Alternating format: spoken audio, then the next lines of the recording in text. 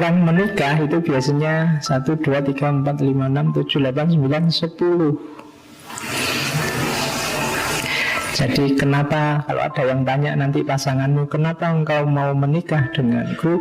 Jawabannya 1 di antara 10, bisa 2 di antara 10, bisa 10-10-nya, bisa hanya 1 saja. Yang pertama, kalau ini standar, saya sebut standar, kalau kamu gombal biasanya pakai ini. Cinta. Penjelasannya panjang, tapi ya, menikah jadi salah satu alasan biasanya paling populer. Kemudian yang kedua, happiness. Ingin bahagia, ingin tenang, ingin tentram. Daripada kita pacaran sembunyi-sembunyi terus, nikahlah kita, aman misalnya. Ingin nyaman, khawatir kehilangan, khawatir ditinggal. Kalau sudah nikah kan khawatirnya sudah berkurang banyak. Sudah kena aja kok. Misalnya kamu kan tidak khawatir lagi, sudah resmi kok, sudah jadi milikku sekarang. Itu emotional security. Bagi yang sudah punya pacar kok tiap hari bingung, terus gelisah, terus menikahlah. Nah, gelisahmu yang lama akan hilang, ganti gelisah yang baru.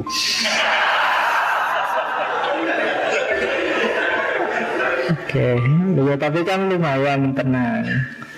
Kalau kemarin kamu masih sembunyi-sembunyi, dikejar-kejar. Seperti yang ketiga, companionship. Escape from loneliness. Sekarang berdua, tidak lagi bersatu. Jadi sekarang sudah punya pasangan. Kalau tadi ada masalah dipikir sendiri, sekarang sudah berdua. Masalahmu, masalahku sekarang. Nah, itu escape from loneliness. Jangan salah, nanti mungkin pernikahan itu di usia-usia sudah tua, sudah lanjut, itu loneliness ini problem. Anak-anaknya sudah besar, sudah kemana-mana, di rumah hanya berdua. Jadi kesendirian bisa jadi motif untuk orang lebih baik menikah. Yang keempat, kalau ini drama ya banyak, parent wishes, membahagiakan orang tua, keinginannya orang tua. Itu motif juga, alasan menikah. Yang paling sering tanya kapan kamu nikah kan kalau kamu sudah cukup umur kan orang tuamu.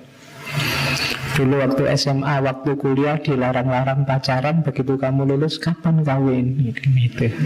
Ya kamu jawab, oh sejak kemarin nyari tidak boleh, sekarang suruh kawin.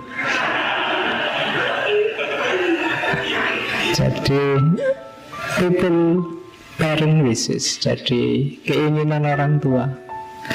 Memenuhi keinginan orang tua itu kan kebahagiaan tersendiri. Jadi itu alasan keempat.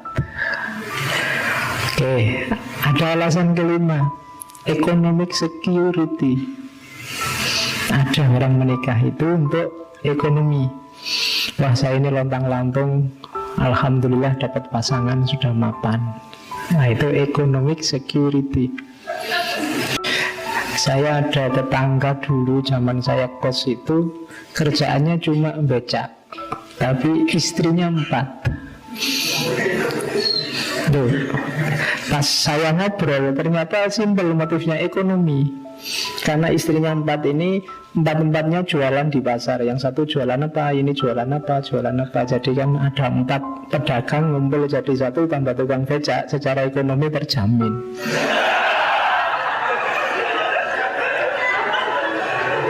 Loh. Ya boleh kamu jadi strategi ekonomi. Jadi ternyata nikah satu tidak cuma urusan nambah istri, juga untuk strategi ekonomi. Hidupnya lebih mapan akhirnya. Oke, itu ada lagi, saya tidak tahu ada nggak yang nomor 6 nih, adventure. Jadi ingin ngerti rasanya nikah itu kayak gimana, ingin punya pengalaman. Ya, my life and my adventure. Nah, antara lain menikah itu tadi. Jadi ada loh yang diam-diam nikah itu hanya pengen tahu saja. Ya kalau tidak cocok ya bisa di cancel Pak, nanti pulang lagi. Adventure masih bagus karena ada yang kalau di situ nggak ditulis, tidak boleh, alasannya hanya pengen senang-senang, pengen enaknya saja. Makanya mungkin pernah saya cerita ya, saya diceritain ada sejenis prostitusi syariah. Ini saya tidak tahu, itu mungkin istilah ini kritik sebenarnya. Jadi ada praktek semacam itu dengan mempermainkan hukum Islam, hukum agama. Kalau dalam fikih namanya khilah. Jadi booking, kemudian sebelum masuk kamar di situ disediain tak kaumnya untuk mengijabkan, ditambah saksi. Tidak butuh wali karena perempuannya juga sudah tidak single lagi, janda. Karena janda, jadi dia bisa tidak butuh wali, ditambah saksi, tinggal butuh pak kaum. Terus sebelum masuk kamar ijab qabil, qabil itu masuklah ke dalam kamar. Besok pagi kalau sudah selesai ya saya ceraikan engkau. Jadi bisa secara fikih bermain semacam itu. Ya kalau mau hanya lihat itunya sah. Tapi kalau model kayak gini, kamu nanti bisa tiap malam ganti pasangan. Qabil itu terus kamu tiap malam. Jangan-jangan nanti kamu juga milih madhab yang bahkan tidak butuh yang menikahkan, tidak butuh saksi, yang penting antara pun suka sama suka, sah. Bisa semacam itu kalau ingin hanya mempermainkan hukum. Makanya di situ tidak tak tulis, hanya ingin senang-senang. Visi dan misi dari pernikahan hilang. Itu hanya beli. Sama saja kayak yang beli yang lain. Jual beli itu kan asal suka sama suka selesai. Jadi itu masih tidak termasuk alasan menikah, karena itu bagi saya tidak menikah. Mungkin hanya kawin. Kalau kawin iya. Terus compatibility and common interest. Ada orang nikah itu karena cocok. Wah, saya ngobrol setengah jam cocok, semoga besok dilamar lah misalnya. Nah, itu ada kecocokan. Ternyata minat kita sama. Ada ya yang begitu. Jadi compatibility karena rasa cocok saja. Terus mungkin yang muda-muda banyak yang ini physical and sexual attraction, tertarik karena secara fisik, atau mungkin bukan fisiknya tapi seksual karena pikiranmu ke situ. Terus lihat siapa saja bayanganmu kapan kawin itu, terus akhirnya ya terus ya kawin. Jadi itu physical and sexual attraction. Terus yang ke-9, kalau ini perempuan banyak ingin punya anak, ingin momong anak, ingin punya penerus. Nah, itu alasan menikah. Jadi ya kalau kamu retorikanya pintar, nembak orang untuk nikah itu ya tidak harus kamu mau nikah denganku, itu tidak so. Kamu ingin momong anak tidak misalnya. Oke. Ya, nanti jawabannya sudah deh.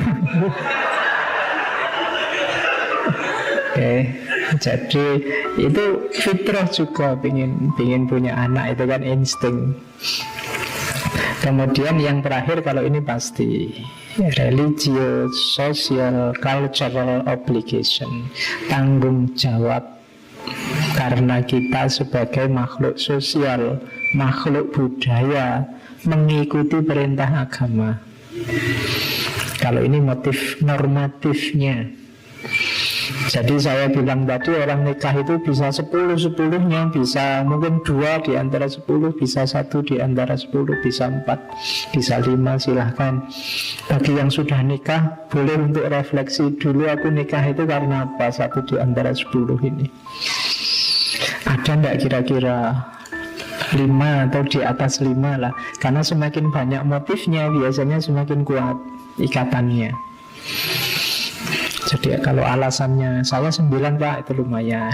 Saya 1 Pak, itu aja saya tidak yakin. Mungkin setengah Pak misalnya. Kan ada gitu alasannya, misalnya cinta misalnya. Ini saya juga tidak yakin Pak, ini cinta bener apa enggak. Nah itu kan setengah berarti. Jadi itu alasan-alasan orang untuk menikah.